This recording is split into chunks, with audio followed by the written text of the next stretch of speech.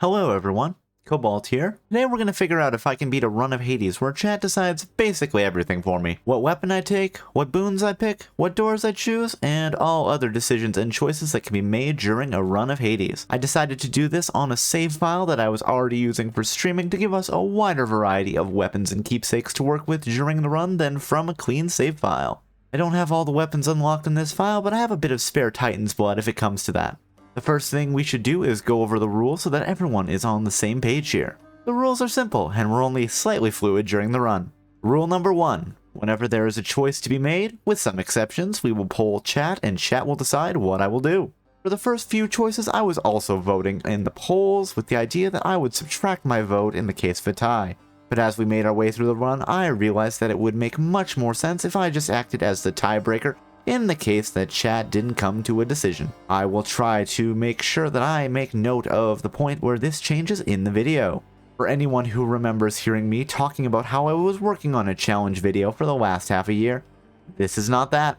The Pokemon Scarlet Birdcatcher challenge video is still in progress, but I apparently decided that it was a good idea to do a second challenge video at the same time. My motivation for this specific challenge run? My personal Hades file has 100% achievements completed, and it's been like a year since I last played Hades. I wanted to try something different, trying to bring that, hey, this made me play the game differently energy that I experienced during the Pokemon Challenge run just sounded like a good time. As an aside, I'm sorry that this video is in theater mode, but it appears to be a limitation that I was running into when using the Stream Deck to capture raw gameplay footage. Wait, no, I mean, this was completely an artistic choice that I absolutely weighed the pros and cons of before deciding to do it this way. I am writing this script after the fact because even challenge runs are short in Hades. But at the start of the stream, I did predict that we would be able to complete the run, so we'll have to see how that goes. At the start of the run, we technically have a few decisions that aren't going to be made by chat because they would take an insane amount of polls to figure out, like a full tournament bracket level of polls. The first one being, which keepsake should I take? For that, I made a list of all unlocked keepsakes and used LibreOffice to retrieve a random one from that list. Thank you to the fine people at Stack Overflow for the answer that explained how to do that. According to the wisdom of LibreOffice, we will be using the Lambent Plume as our keepsake for this run. Lambent Plume is actually a lot of fun, given that it increases your movement speed and dodge chance every time you clear a room quickly enough. Up to a certain limit anyway. I only have one companion unlocked on this save file, so Mort will be our companion this run. Also, I will be choosing the Pact of Punishment conditions. For our first decision, the audience will have to decide which weapon we will be using. In this case, our poll options run from left to right.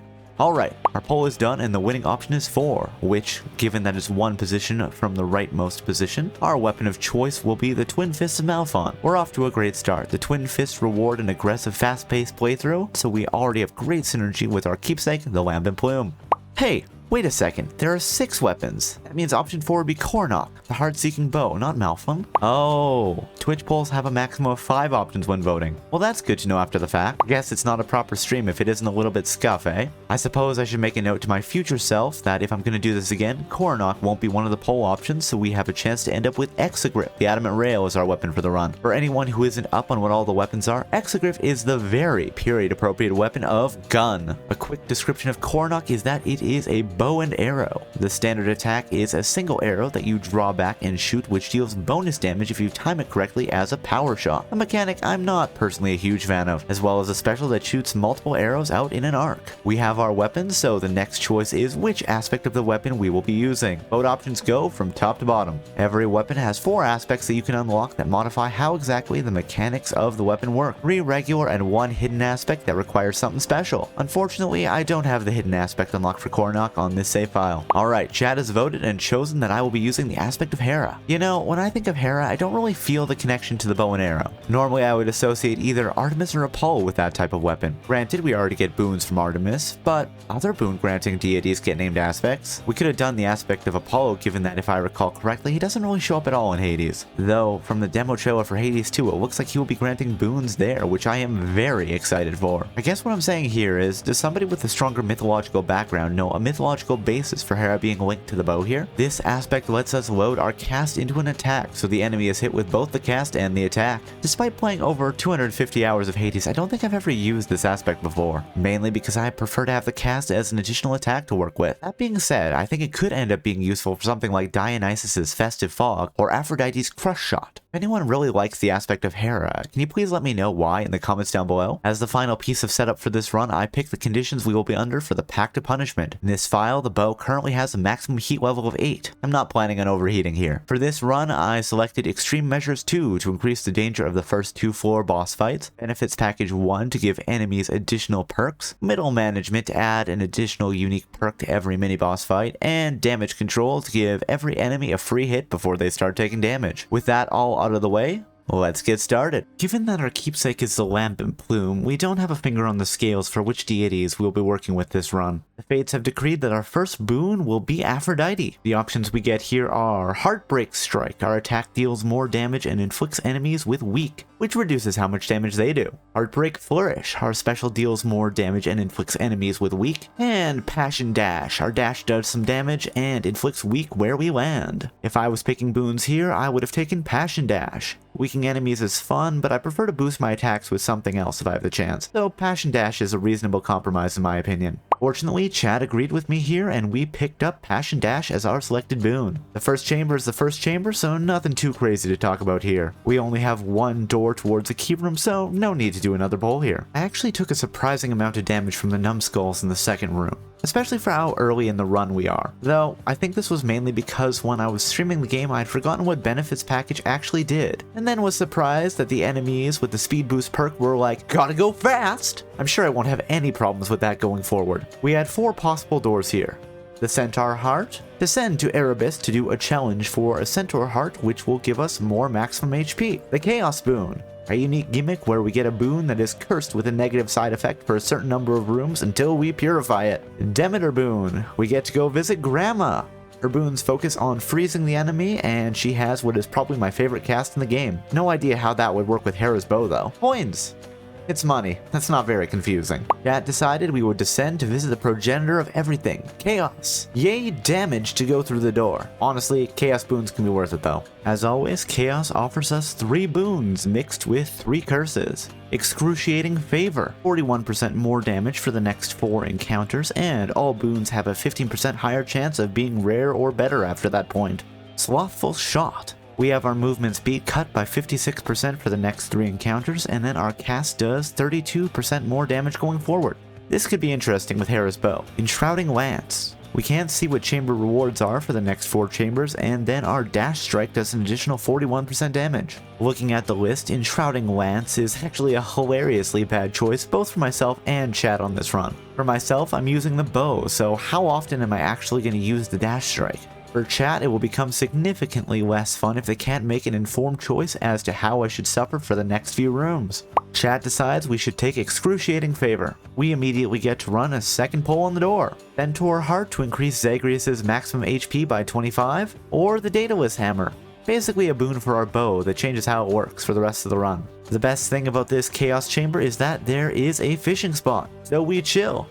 Zagreus kicks up his feet and we fish for a bit. We end up catching a Pro Jelly. Because the game prompted it, what does everyone think about fishing minigames? I think they're fun, and I like how I've ended up learning how to fish by ear in most games with them. Despite the fact that fishing can be fun in Stardew Valley, you can absolutely not fish by ear in that game. It was around this point that I remembered that predictions are a thing, so I made a prediction to ask chat whether or not they think I will be able to clear the run. I always do this badly. What I should really do with these predictions is run a prediction as to whether or not I will be able to complete the floor instead of whether or not I'll be able to complete the whole run. Either way, chat unanimously voted that I am not going to finish this run, and what is worse is the fact they get to put their finger on the scales to try to force it. While I was fishing, chat decided I should get some more maximum HP by consuming a Centaur Heart.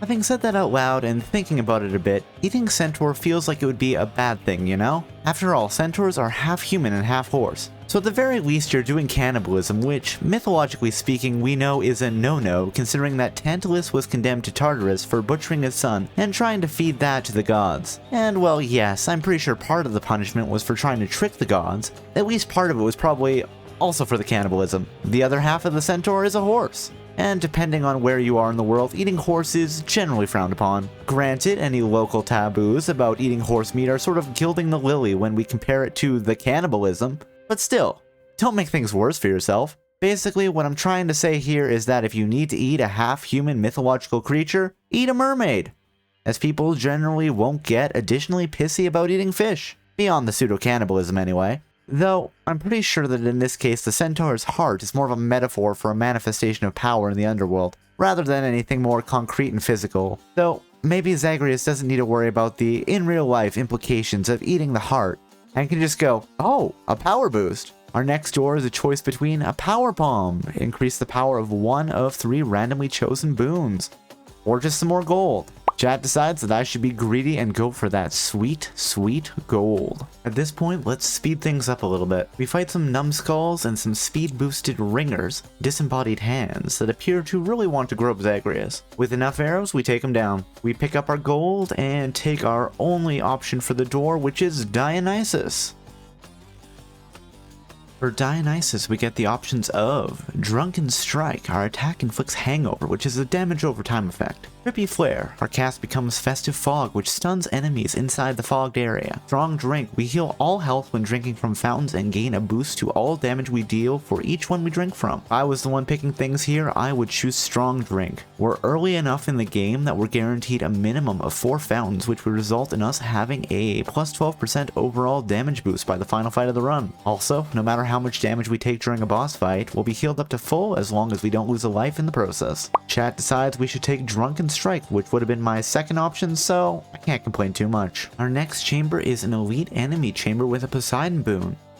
Given that we've just picked up a Dionysus boon, that means that we might have a chance to pick up a great support duo boon in exclusive access, which would mean that all of our boons for the remainder of the game would be a minimum of epic level. But I'm getting ahead of myself there.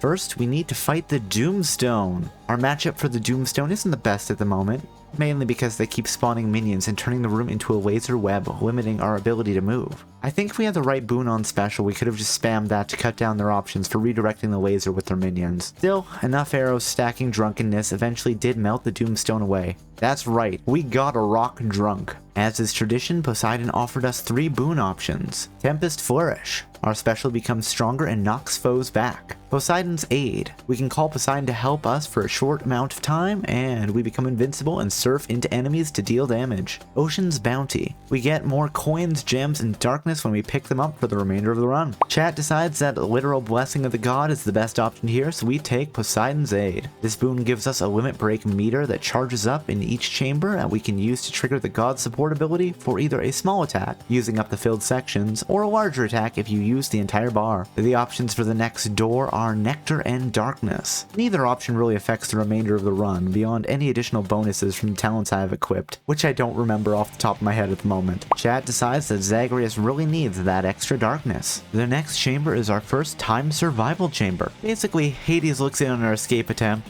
gets mad, and then keeps respawning minions for 45 seconds in an attempt to stop us. The most annoying thing about this chamber was that there were a bunch of witches just casting magic everywhere to try and hit poor Zagreus. And here I was without a divine dash to reflect their attacks back at them. To be fair, that isn't quite as bad as the witch's coven room on the 2nd floor. Fingers crossed that we won't run into that. Once I cleared out the room, the darkness appeared, and it looked like I did have the right bonuses equipped, so we get an additional 5 maximum health points for collecting darkness. Unfortunately, as far as I know, this perk only triggers when the darkness is the chamber reward, and not if we buy darkness or get it as a bonus for completing a boss fight. If we had gone for the nectar, then the bonus would have been a bonus random power palm upgrade. The next doors are the Trial of the Gods. The gods are fighting and want Zagreus to choose, and poor Zag apparently has never heard of Paris before, and Charon's shop.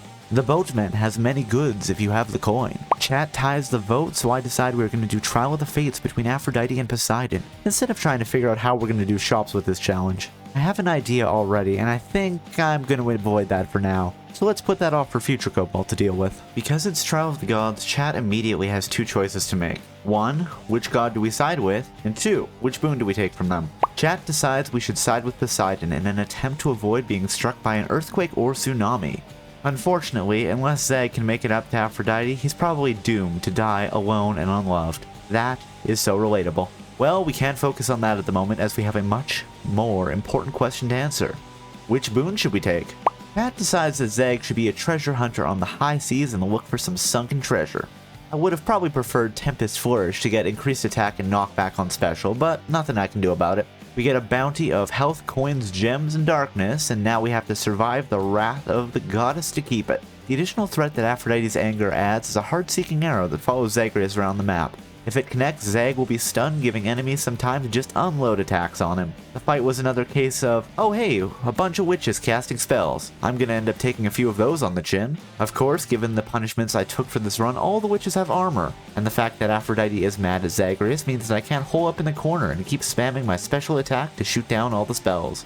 In a very cinematic finish, I shot down the final witch right as Aphrodite's arrow was flying straight towards Zagreus. With that, we have completed our Trial of the Gods, and Aphrodite is no longer mad at Zagreus. Maybe he won't die alone and unloved. Aphrodite does offer us a boon, so back to the polls. Our options are Heartbreak Flourish. Our special does more damage and inflicts weakness. Broken Resolve. Our weak effects are more potent, so we take less damage from weak enemies. And Sweet Surrender. Enemies that are weak also take more damage when hit. Chat decides that Broken Resolve is the way to go from here. One final poll for the chamber. Which door are we going to take between a Centaur Heart and a boon from Athena? Chat decides that our next door is Athena, goddess of war and wisdom, and she also has a very cool clockwork owl in this game. The fight in this room isn't anything too complicated. The real problem comes afterwards with the approximately 10 million polls we're gonna have to make before leaving the room. Okay, maybe that's a bit of an exaggeration, but we're gonna need to do a minimum of 4 polls. The boon to get from Athena, whether or not we're gonna do the treasure trove, what, if anything, we're gonna buy from the pop-up Charon shop, and which door we're gonna take next. First up, which boon should we take from Athena? Phallic Shot. Our cast does more damage and reflects projectile attacks back. Sure Footing, we take less damage from traps. Or Holy Shield, after taking a hit we do some revenge damage to foes around us and reflect projectile attacks. Chat decides that Sure Footing is the best or worst option to take. Unfortunately, it was at this point that I remembered that Zagreus has 2 whole rolls of Fated Persuasion to work with.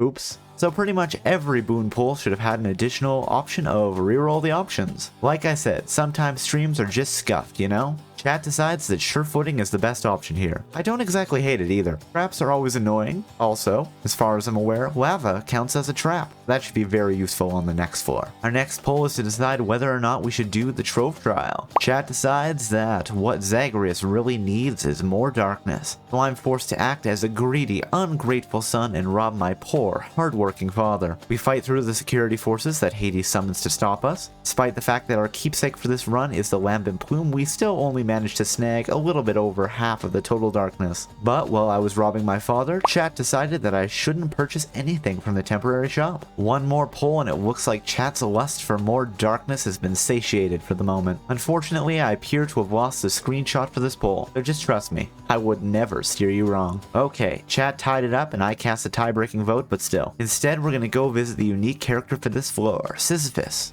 For anyone who doesn't know this about Hades, each of the 3 main floors of Zagreus' escape attempt from Hades can contain a room without any combat, instead containing a unique character that can help you with your current run. Maybe we'll see all 3 of those characters this run. For Tartarus, the character we can encounter is King Sisyphus, who offers us the option between health, gold, and darkness. We have a nice chat with Sisyphus, and chat decides that we should take his gift of coin, because we want those sweet, sweet dollar bills, yo. It might not be obvious, but there's actually another choice here. A very, very important choice. Are we gonna gift Boldy the nectar? Listen, if chat doesn't want to give Boldy the nectar, then I have to suspect that they are dead inside. Look at that face. Boldy is absolutely friend-shaped and should be rewarded for it. Chat decides that we should give Boldy a nectar. This is good. I checked the boon from Boldy, a thing that I often forget to do, and find out that I got a boon that doesn't actually help us at all during the run. You know what? That's fine. If you give gifts to friends, it should be because you like them and not because you're expecting anything in return. The next chamber is a power palm. Delicious, delicious pomegranates that let us increase the power of one of 3 randomly selected boons. This room has a variety of enemies, including wretched pests who throw proximity mines onto the floor, which I'm pretty sure is some sort of war crime. That being said, I take a bit of damage, but the fight isn't that tough. Our options for upgrading our boons are Drunken Strike, Hash and Dash, and Poseidon's Aid. Chat decides to boost the power of Poseidon's Aid, a boon that I'm pretty sure I haven't actually used at all yet. Whoops. Our next chamber is one that's going to be a lot of fun. And by that I mean we're going to end up doing so many polls. Oh god.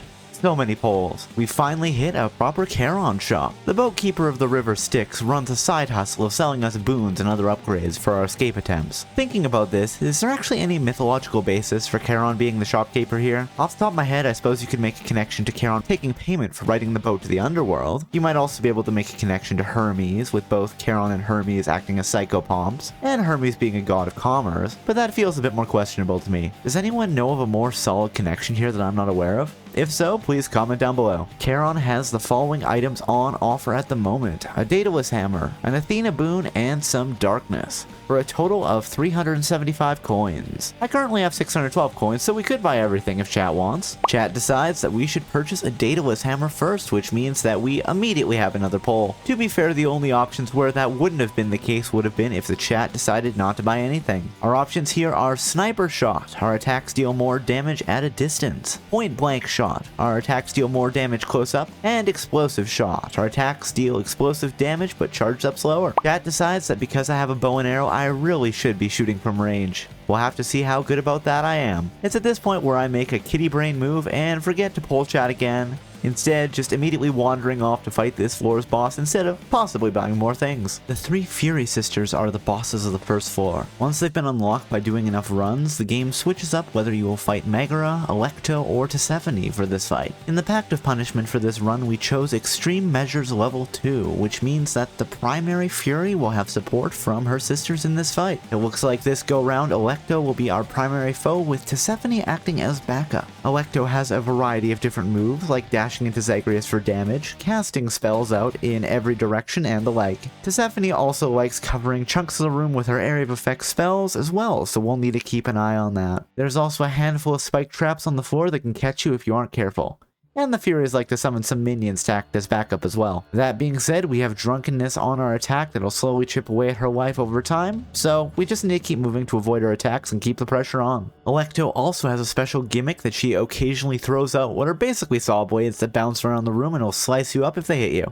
Just another thing to keep an eye on. The game prompted me to use my call, which was basically useless as I didn't realize that the call bar wasn't fully charged. That being said, stacking Drunkenness on Alecto was enough to chip her down and get us the win. I did end up taking a bit more damage than I expected during this fight, leaving me with only 19 health remaining. If only I had strong drink to soothe my wounds in the fountain chambers. Though, I guess I wouldn't have had the Drunkenness buff on my attack in that case. After the boss fight, there's always a room where we can recover with a fountain, a cabinet to swap out our Keepsake, and pop-up shops to buy and sell items and boons. I didn't think at all about swapping out keepsakes in between floors, but maybe that's something I should keep in mind for the next run like this, although it would be pretty complicated. Let's blast through things quickly here and get on to the next floor. We bought the Yarn of Ariadne, which boosts the rarity of our next boon, the Life Essence, which restores some health, and called it a day. We also decided to sell Poseidon's Aid. That's right, let's get rid of our epic level boon that I've used exactly once during this run. Thanks, chat. The second floor is Asphodel and has a new danger that we haven't seen before. Specifically, the floor is lava, and we take continuous damage when standing in it for more than a second or two. That being said, you can reduce the damage from the lava by having the Sure Footing boon from Athena. First chamber is empty other than a single door to a chamber where the reward is a power palm, so let's get going. We fight our way through a variety of angry skeletons and mad bombers to pick up the power palm,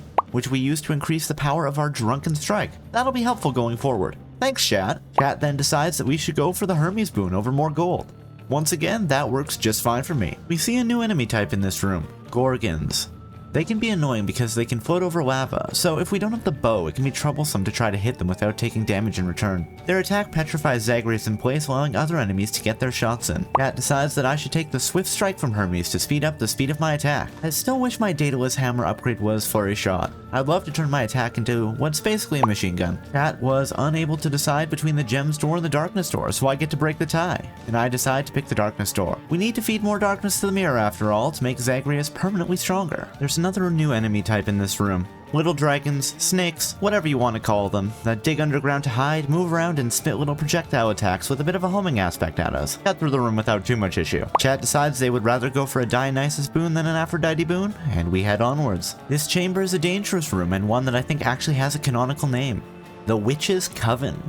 I might have jinxed myself earlier when I said I hope we didn't run into this room. There are a handful of witch enemies in this room that send enough projectile attacks to turn this room into a bullet hell. If you aren't careful, it's easy enough to end up in the lava as well. If you aren't carrying the appropriate Athena boons to reflect the projectiles back at them, things are obviously going to be a lot more difficult. That being said, the bow is probably the best weapon for this room, as you can just hide in a corner and spam your special to shoot down the witch's spells and slowly chip away at them. The game will punish that strategy in two ways though. One is that the magma in the room gets churned up and splashes onto the land, forcing you to move. The other is that the witches often protect their spells in a sort of double bullet that you can't just shoot down. After we take care of the witches for their witch crimes, we get to talk to Dionysus. The three options he offers to us are Trippy Flare, Low Tolerance, the dual boon with Aphrodite that lets us stack more drunkenness on weakened enemies, and Positive Outlook, always look on the bright side of life, and take less damage when you're at low health. Chat decides that they want my head to be full of kittens and rainbows where nothing bad ever happens. So I pick up Positive Outlook. The next door is a singular Hermes door. I decide this is a great time to make fun of chat for not being able to ruin this for me. I love Hermes boons so much and I just know that they would have tried to keep it from me.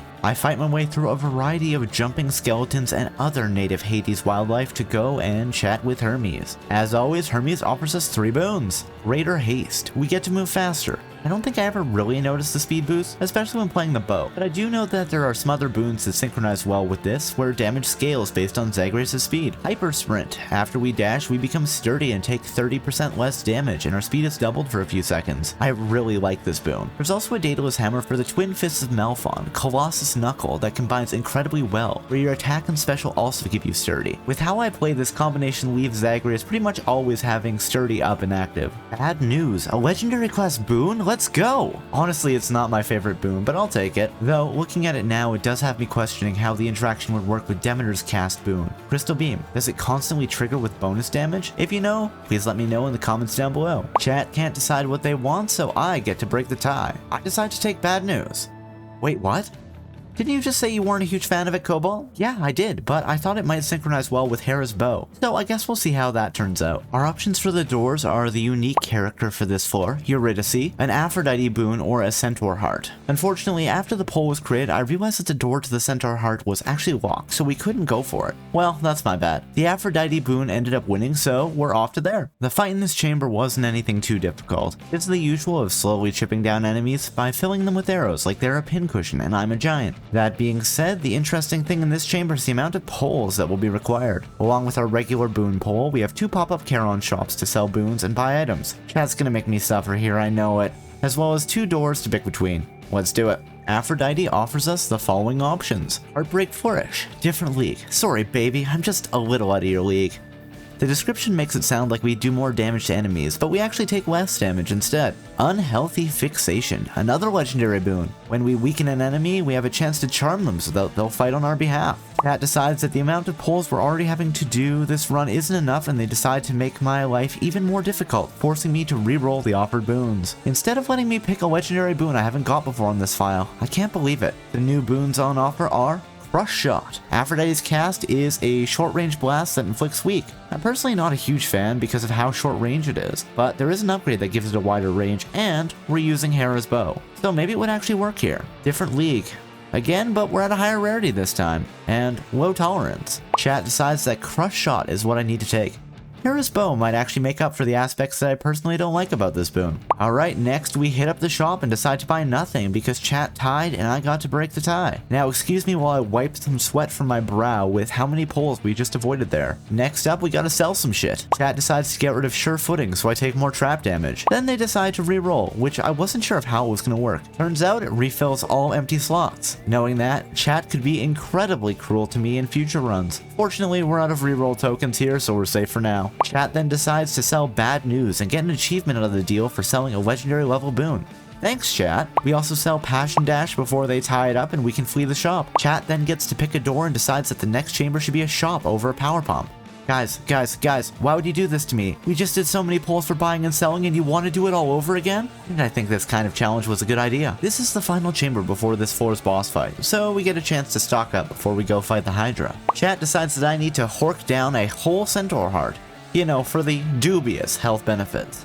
They then tie between darkness and nothing. So I tie break and take the darkness, mainly for the ability to rerun the poll. After pleading for it, chat decides to allow me to purchase the Dionysus boon. The boons on offer are Drunken Flourish, increase the strength of our special and make foes drunk. Drunken Dash replaces the Passion Dash we sold, but with drunkenness. Dionysus' Aid. Dionysus hosts a surprise party and gets everyone positively sloshed. Chat decides that Drunken Dash is the way to go. I probably would have preferred Drunken Flourish, but no real complaints here. It's time for the boss of Asphodel, Lernie, the Lernean Hydra, a reference to the labors of Hercules. Given we're getting Hades 2 sometime this year, if I remember correctly, don't quote me on it, I wonder if one of the bosses in the game will be something like the Nemean Lion. Future Cobalt here. Hades 2 has come out at this point, and while the Nemean Lion hasn't showed up as an enemy, Hercules is in the game. Extreme Measures level 2 doesn't change the attack patterns of the boss as far as I can remember anyway. Instead, it transforms the battlefield from a single island surrounded by a moat of lava into something more like an archipelago. So I'll need to be careful about where I step. Lernie has some fun boss mechanics benefiting a Hydra. For each boss fight, one of the Hydra's many heads becomes the primary head. This affects which attacks are available. The head for this fight looks like it has the ability to spit out some lava, taking up even more of the precious land we have to work with. Of course, with the bow, we don't need to worry about getting too close to Lernie to do damage, so I can play it mostly safe. Every hit of our attack stacks drunkenness, which slowly chips him down. Though the amount of alcohol that one would need to consume to apply that sort of effect might be having an effect on me as well, considering I'm missing some very easy shots. Still, damage over time does the trick, and before we know it, we've hit the second stage of the fight. Lernie's main head goes invincible, and he summons secondary heads to attack us. The secondary heads have a variety of attacks. That being said, they're all things we've seen before. The piercing spike attack, spitting lava, wave beam attack, etc. Thinking about it off the top of my head, I think the only attacks from Asphodel exclusive enemies that Lernie doesn't make use of at some point in the fight is the Gorgon's petrification attack. It takes a bit of time, but we pull a Hercules and cut off the Hydra's head. Once the other heads have been defeated, the main head loses its invincibility and we have to do the whole thing over again. But that feels like it'll take a bit too long, so let's skip that instead, shall we? After all, I have an ace up my sleeve that I haven't used yet, specifically Mort, the companion we get from Thanatos. Using Mort, we have our good friend Thanatos show up, deal a massive hit, and leave without clarifying. This lets us skip through this stage of fighting the main head. And we're back to cutting down the supporting heads. It isn't long before we're back to fighting the main head, as the call gauge would likely be fully filled at this point, and a fully charged shot is enough to finish off one stage of the main head, same as the Thanatos summon. Unfortunately, I don't have an Artemis call to work with. Still, our bow and arrow and boon of Dionysus is more than enough to do the trick, though once again I had a few moments where I was slightly out of range or just straight up missing my shots. Either way, what's done is done.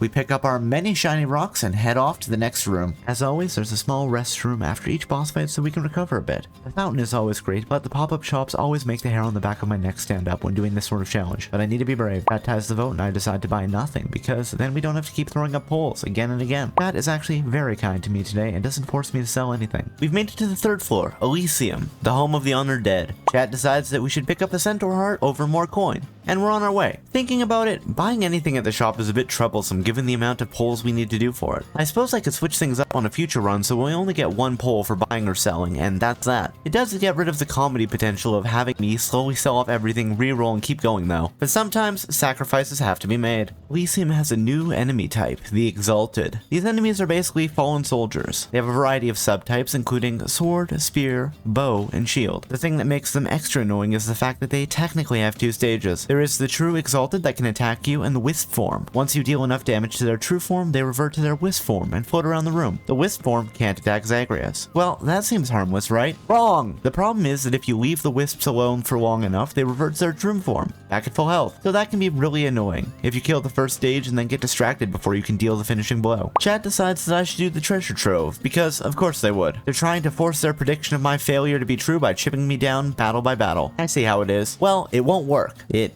might work. Chat decides that I should take the power bomb over the coins. Let's skip forward a few chambers, shall we? In summary, we picked up Positive Outlook from Dionysus, tied and took the Daedalus Hammer from the Fountain Room, and picked up Chain Shot. It's nice to be able to bounce our poison arrows through multiple enemies in one go. We then chose to pick the Dangerous Room with the Aphrodite Boon. What's in this room? Oh, a giant bowman. For anyone who hasn't played Hades before, the giant bowman is Asterius. He's one half of this floor's two-member boss team, Theseus and the Minotaur. Asterius is pretty cool.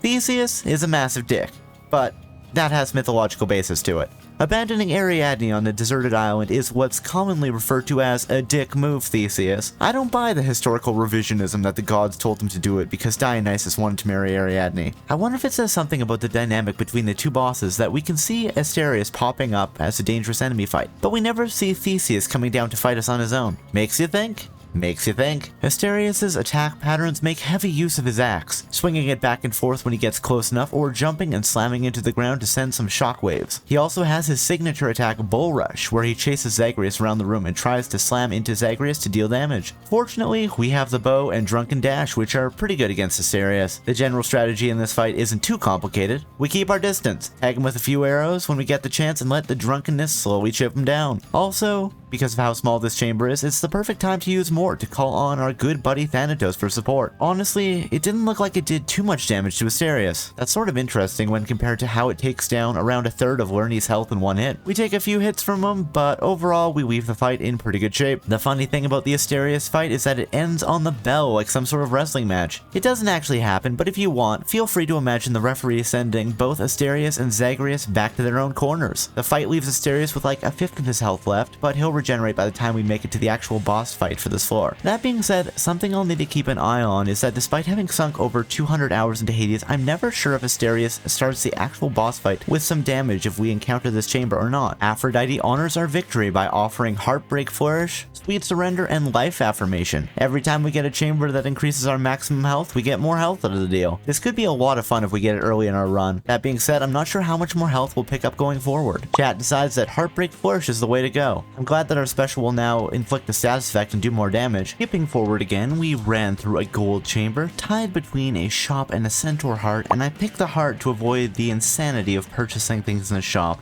Wait, is this what the kids call social anxiety?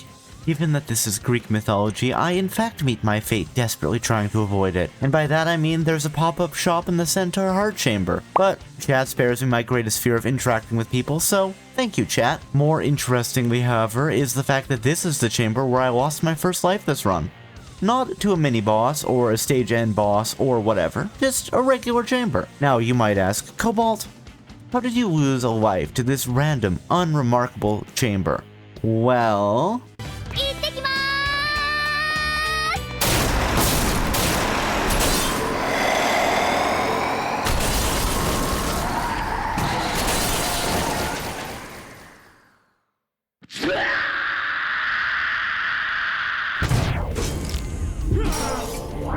That's right, the chariots tried to isekai poor Zagreus. And honestly, they did a real good job of it. The game decided that giving the chariots a speed boost was the way to go, and hell yes, it was right. Speed boosted chariots and crystals that buff other enemies with invincibility are a deadly combination. We got mangled, but we survived. All we can do now is spit out a couple of teeth as we bite into the centaur heart and think about which door we want to take. A trial of the gods between Dionysus and Athena, or take the chance at losing a few more teeth by biting into a power palm. Chat decides that we aren't ready to eat anything just yet, and pissing off the gods is a safer route to take.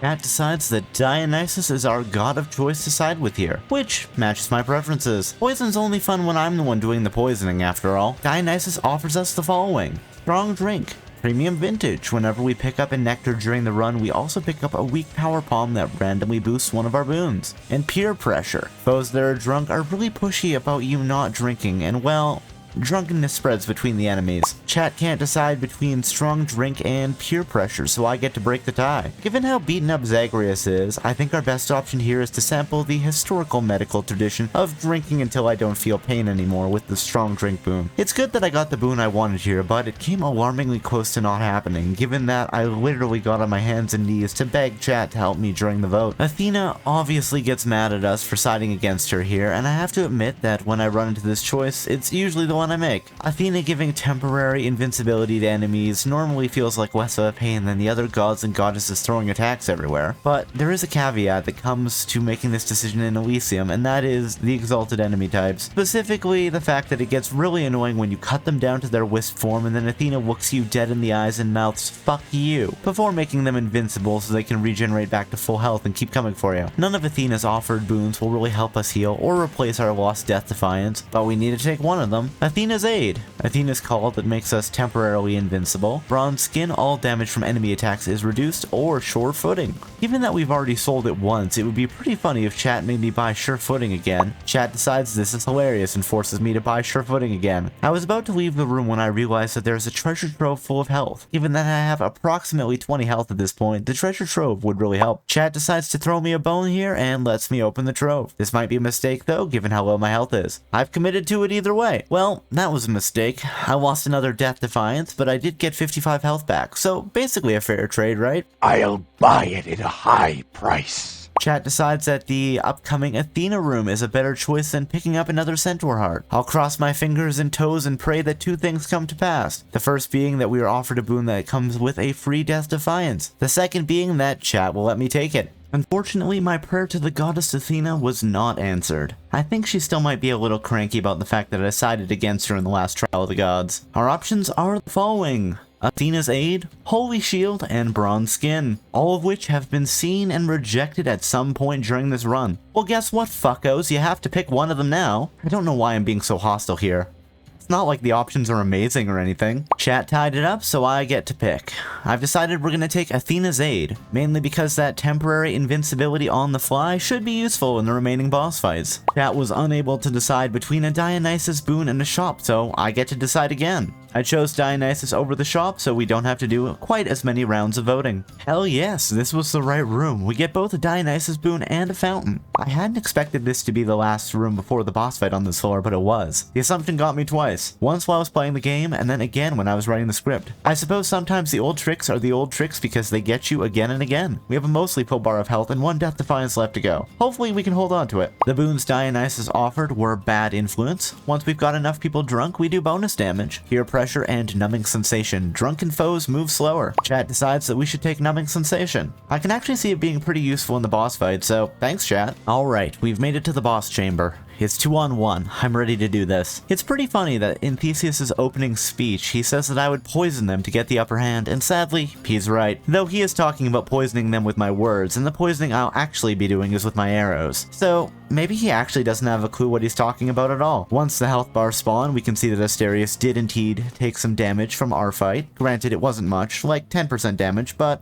I think it'll help. My general battle strategy for this fight is to take down Asterius first, chipping away at Theseus as we go, but leaving him above half health. Once Asterius is down, I'll then focus all my energy on Theseus and finish the fight. This is my preference because Theseus gets really annoying once he hits half health and gets a boon to Colin in the fight. Leaving him at mostly full health until he's the only one on the field means that we can just dodge whenever he targets us for the spear throw, but he isn't throwing boons that will cover the entire area. For anyone else who plays Hades, please let me know how you handle this fight in the comments down below. We slowly chip down Asterius, taking a few hits in the process, though we do have a full god gauge that we can fire off to get some temporary invincibility. Alright, Theseus is up next. You may have noticed that Theseus's moves look similar to the moves of the Exalted that we fought across this floor. I'm now imagining if we took this to its logical conclusion. What if Theseus had a wisp form that would restore him to full health if we didn't destroy it in time? Well, I can say that would be a massive pain. I start chipping away at Theseus and letting the poison do its dark work while hiding behind the pillars to avoid his spear throw attack. As I'm chipping him down, I mentioned that he doesn't move too much, so we can probably hit him with Mort. Remember this, it'll be important in a bit. I knock Theseus down to half health with a hair of health remaining, but I still have my full god gauge ready to go. Theseus calls on Artemis for aid. Artemis, I can't believe you would betray me like this. I went to nail Theseus with the help of Mort, but I apparently only have one charge per run at this point. Well, that's something I'll have to address for future runs, I suppose. I keep chipping away at Theseus, dancing on the knife's edge, putting a few arrows into him and hiding from his counterattacks behind the columns. Rewatching this, I'm just sitting here going, Cobalt, why aren't you using Athena's Aid? Cobalt, please! The thing with dancing on the knife's edge is that you will eventually slip, or Theseus throws a spear straight through your chest, forcing you to use your last Death Defiance. I took a few more hits that I didn't need to. Cobalt, why aren't you using Athena's Aid? Cobalt, please! The drunkenness eventually eats the last of Theseus's health, and we win the fight. I suppose the moral of the story is, please drink responsibly. Looking back on it, guys, I think I forgot that I had a fully charged god gauge that I could have used at literally any time. Oops. Oh well, we cleared the floor even if we took more damage than we should have. But before we take the stairs down to the next level, there's something important we need to do. We need to thank the fans. We had a dedicated fan dressed in our team colors, so we always need to show our appreciation. With that out of the way, let's head on down. First things first, we drink from the fountain, which thanks to strong drink heals us back all the way up and boosts our power. A little bit more room to work with here. here. Then there is buying and selling to be done. After a handful of pulls, we decide to buy Hydrolite, the Yarn of Ariadne, and the Aethernet, and then sell nothing. Alright. Time for the last floor. If you haven't played Hades before, you might notice this floor is different than any other floor we've seen so far, with 5 doors on the left-hand side, a shop on the right, and Cerberus blocking our path forward. You would think that Cerberus would be the boss we would need to fight to escape the underworld, right? No! How can you think that? Cerberus is a good dog and deserves pets, not violence, you monster! To get Cerberus to stop blocking our path, we need to work our way through the available doors on the side and track down the Satyr Sack, the key item for this floor, which is a delicious treat for Cerberus. Actually, thinking about it as I'm writing this now, is the Satyr Sack a food store they make,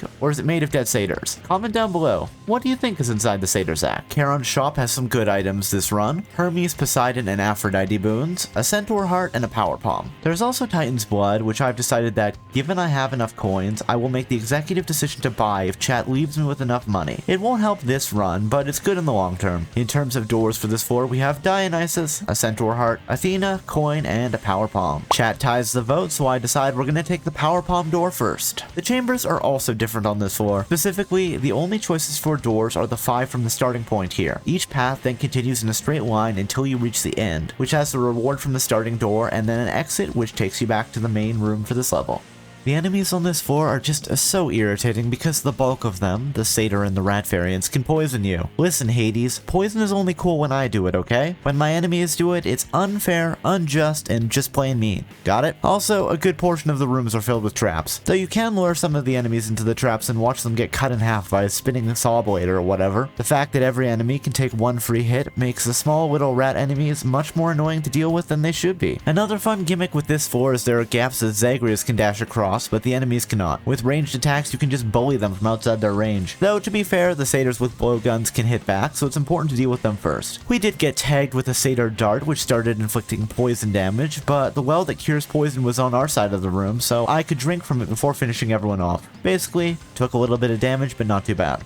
4 chambers along the path and we make it to the main chamber. When we compare this chamber to the other ones, it's very difficult. Mainly because the floor is covered with poison from the giant rats and we have to keep dodging the darts from the satyr. I took an absurd amount of damage in this room, from basically full health to like 1/10 of our health left. This is an absolutely amazing sign for anyone who voted against me winning this run. I had to pull out the Athena call just to stop the pain here, but I did manage to survive. Now excuse me while I go wipe the sweat from my brow. We can upgrade Crush Shot, Drunken Dash, or Athena's Aid. With how close to death I am here, chat decides to throw me a bone and upgrades Athena's Aid. Chat decides that we should take the Centaur Heart door. Hey, if we can make it through without taking a hit, it might help keep us alive. Good news, the first chamber has a pop-up Charon shop in it. Please, to all the Olympians on Mount Olympus, let there be a kiss of the sticks. And to my wonderful, beautiful chat, please let me buy it. I've noticed that it seems like running into the pop-up shop means that at the end of the path, there will be the Satyr Sack we're looking for as well. Granted, that could just be a bias in my memory, but that's how I feel. Bad news, I got poisoned a few times in the fight and once again ended the battle with under 10 health. Alright, we checked the shop and damn it, no dice. There's some Hydrolite, which I desperately need to get some health, but no kiss of the sticks. Am I gonna go down before fighting Hades on my first challenge run? Cobalt, you haven't sunk over 200 hours into this game to go down like a chump here. Chat tied between buying everything and just buying the Hydrolite. I decided to buy everything because I'm scrambling for any port in a storm and the whole iterative buying gets tedious. So if I can avoid it, I absolutely will. Oh hey look, another pop-up shop. This time to sell boons.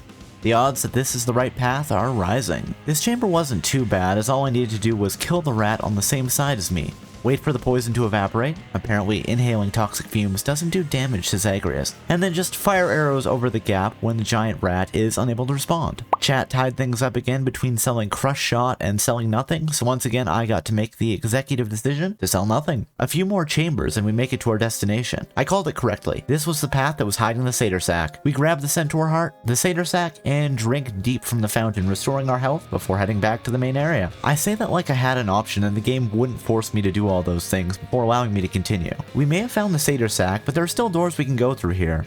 So, I'm not safe at all. Chat decides that now is not the right time to go after Hades, and we should go and grab the Dionysus boon before we make any permanent decisions. Guys, I have to confess that when I entered this room I got jump scared by the giant rat. That was the only thing it could do to me. The gods of Olympus have heard my prayers. There's another Charon pop-up shop in this chamber. Maybe it'll have the Kiss of the Sticks in stock? If I'm remembering correctly, getting the third pop-up shop or double shops to buy or sell is less common. We clear out the enemies, we check the shop, and hell yes, there's a Kiss of the Sticks in stock. Chat ties between buying the Kiss of the Sticks, buying everything, and buying nothing at all. I decide to take everything. Kiss of the Sticks is what I really wanted, but I have more than enough coin. Though after the fact, I'm not sure how much enemies taking bonus damage from traps will actually help us. Maybe we can spend the extra darkness on a cool upgrade at some point. We skip through another chamber and then the main chamber of this path. We have some good luck locking down the satyrs so we don't have to worry about getting hit by poison darts from them. The crystal enemy decided to glitch out a bit and fire its lasers into the column instead of, actually hitting me with them. That's nice. Thank you for doing that. I ended up making it through this room, just chipping the paint and taking 2 damage, which will be healed by going through the door to the next room. Ooh, the Dionysus boon is really good here. Fitting for some of the final boons of the game. We got Calculated Risk, enemy projectiles move slower. There are a decent number of projectile attacks in the Hades fight, so this is really useful. Premium Vintage, gain some health every time you pick up a nectar. You also get a nectar when picking it up, something that would be helpful now, but it's basically like a weaker centaur heart at this point. And Low Tolerance. Drunkenness stacks beyond the maximum of 6 against weak foes. Chat ties it up with the 2 boons, and I break the tie by choosing Calculated Risk to have an additional defensive boon backing me up. Back at the main area, and we're back at full health and have a single precious Death Defiance to work with. Also, even better, I heard the sound that a fish makes. So we can take a quick break, I can close my eyes and fish using my ear. Does anybody else fish by ear? We caught a scuffer. Chat decides that now is the time that I should go and face my father. Okay. Go buy some things from Charon, then go face my father. With many rounds of voting and myself breaking the tie, we end up buying the following. A Hermes boon where we have the option to get bad news again, but chat shoots it down and ties between Side Hustle and Greatest Reflex. Given that there's exactly 1 door left, and I'm not an idiot, I take Greatest Reflex for that sweet, sweet extra dash. A Poseidon boon where chat decides to be very kind to me and lets me purchase Boiling Point to get more God Gauge while taking damage, instead of anything treasure related at the end of the game. We also pick up a Centaur Heart for a little more max HP to work with. This is also the moment during my stream where I decided to check the size of the video recording and ended up panicking for a minute or two because it looked like it wasn't recording any footage. Thankfully that wasn't the case, otherwise this video wouldn't have existed at all. We pass through the final door and make our way to the surface, only to find our path blocked by who else but our father. Who could have expected it? Make your final votes now. Can I beat Hades and complete the run, or will I manage to stumble at this final hurdle? When I started the run, I predicted that I would manage to win. Chat unanimously predicted that I would fail. What do you think? Please leave your comments down below. And with that out of the way, let's start the fight. From the beginning, I can see that picking Calculated Risk was a good choice. It makes it much easier to dodge Hades' casts, which, if I remember correctly, have the same effect as Zagreus' Boiling Blood, in that we take additional damage if we're hit while we have the casts inside of us. Hades' casts also have the additional fun side effect of, if they don't hit us, they turn into bombs with a 5-second counter that will detonate and send a blast across a good portion of the field. Fortunately, if we time it right, we can dash through the blast. Beyond the cast, Hades likes turning invisible and sneaking around the map, though you can keep track of him by watching his footsteps and his spear dragging on the ground. Speaking of his spear, he also likes doing both a lunge with the spear and a very wide-ranging spin attack that you can see the outline of and dodge if you're careful. Drunkenness is doing most of the work here for me. I just keep hitting Hades with our arrows in order to keep him at the maximum level of drunkenness and let his health slowly tick down. As king of the underworld, Hades sometimes calls up minions to fight us as well, which means I have to mostly ignore him and clear them out to avoid getting swarmed. I will once again thank Calculated Risks for letting me dance through the raindrops of the witch's spells. Until I failed and got tagged with a couple of them. I actually remembered I had Athena's call here and called her down to gain some invincibility and reflect the attacks of the witches back at them. A random aside, but I love how Hades gets pissy when we use a call from one of the Olympians when fighting him. We defeat Hades and knock him down onto one knee. He talks a little bit before he gets back up. His health bar refills and he sends a blast out across the entire stage. I hope you've learned the trick of dashing through it to dodge at this point. Who would have expected that there was a second stage to this fight? I mean, given that I've sunk in like 200 hours into this game, it'd be real embarrassing if I forgot that was a thing and just ate the hit there, no? I will point out that clearing the first health bar took me around 90 health, leaving me at 150 out of 260 total with 1 Death Defiance left, which means that if we don't have any special boons boosting it, should give us an additional 130 health. Now that we're on the second stage, Hades picks up a few new moves, one of which is summoning a bunch of obelisks that when they're hit blow up into a pit trap that holds Zagreus into place for a few seconds. If we step into their area of effect, they aren't too much of a worry given that we have the bow, so I can just trigger the trap from a distance and then wait a few seconds for it to clear out. The other new attack that Hades picks up is something that I always call Solar Beam. Does it have an official attack name? Probably. Is that ever going to get me to stop calling it Solar Beam? Not a chance. Hades covers the field with beams of light that do continuous damage if we get caught in them. So we need to see the attack setup and immediately hide behind a column until the attack ends if you don't want to have a bad time. Unfortunately, I don't have Crystal Beam or something similar for my cast to make Hades pay for standing in place to use his attack while I hide behind a column. But what I do have is the Athena Call, so I can just ignore his attack and lay into him with as many arrows as I can fire. The first Solar Beam wasn't an issue, but the next few I ate some hits on because I apparently just couldn't line myself up behind the column properly. We pull the same strategy again once we build up our God Gauge. Drunkenness wears down Hades and a final arrow in the back seals our victory. We end up winning with 67 health and 1 Death Defiance left. Turns out I guess I didn't need the Kiss of the Sticks after all, but maybe having it made me more confident, like Dumbo's Magic Feather. The game gave me the title Slow and Steady for this run, which comes from the fact that our clear time was over 60 minutes. And given we needed to wait for chat to respond to the polls, we were over 60 minutes by a lot. At the very minimum, we had just under an hour and a half of this run taken up by doing polls. I don't know, but I suspect that our title for most of these challenge runs is going to be Slow and Steady. Alright, outro time. You guys have no idea how many times I wrote boob instead of boon while making this script. Now you might ask, Cobalt, was that because all the characters in Hades are incredibly attractive and you were just overcome by passion and lust? You were using a lot of Aphrodite boons this run, it would just make sense. I'll say it probably wasn't that, though that would be funny from a sort of meta perspective, but B and N are just really close on the standard English keyboard. Also, when I was writing the above lines, I absolutely typoed it as I was using a lot of Aphrodite boobs this run. All in all, this challenge run was a lot of fun to do. It was a completely different way of playing Hades and felt different from the runs that I normally do. I will absolutely be doing this again in the future. First of all, massive thanks to one of my mods, the Guardian117, who worked like a rented mule creating the polls and corresponding screenshots for this as I was playing through the challenge. You are truly a hero among men. Hopefully the creation of the polls will be much more relaxing for everyone other than me for any future runs. And if you've been watching my software development streams, you probably have an idea about what I'm talking about here. If not, well, that can be a fun little mystery for you until I release the next one of these videos, now can't it? If you want to see more of what I'm working on, please make sure to like, comment, and subscribe. My goal for 2025 is to get out roughly 1 challenge video a month. This would be a massive improvement on how the challenge videos have been stuck in development hell up until this point, but I'm trying to level grind as a streamer. Assuming I can manage to stay on schedule, the next challenge video will be Pokemon Scarlet with only bird Pokemon, and that should be coming out Saturday, March 29th. If you really want to keep an eye on me or play a part in the next one of these, please consider following me on Twitch. I'm a variety VTuber who plays a mix of everything. Lately I've been playing Not Enough to Sell You on it, eh? I also do Follower Choice Fridays where people can vote on what I should play for a given month. Beyond just gaming, sometimes I do software development, focusing on making some tools to improve life for myself and other streamers. Maybe one of these days I'll start doing game development. I've also started building Gunpla on stream if you're into that, and if you don't know what that is, it's really relaxing. You can find my other socials in the video summary. Before we sign off today, I'd like to say a few more thank yous.